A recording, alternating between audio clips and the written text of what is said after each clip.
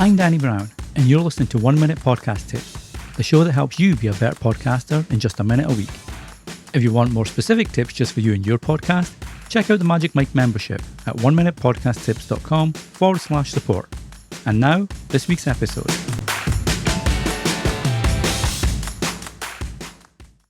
When it comes to your podcast website, it's really up to you what you put on it.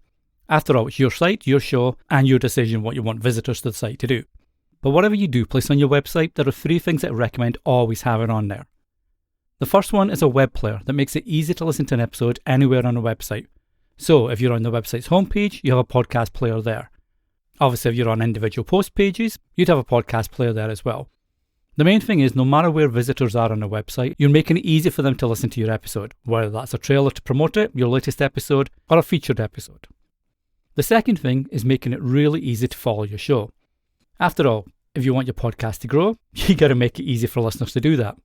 So whether that's a sidebar or a call to action box on your homepage, have your most relevant follow options there. So Apple Podcasts, Spotify, maybe Pocket Casts, Good Pods, etc. And then your RSS feed. That way listeners can either choose the apps you offer or copy your RSS feed and add to their own preferred app. And the third one is a simple call to action. Now, this can be either growing your newsletter list, it can be leave a review, or it can be social proof. So for example, on the 1 Minute Podcast Tips site, I have some Good Pod badges that shows 1 Minute Podcast Tip is a number 1 podcast in the tech charts.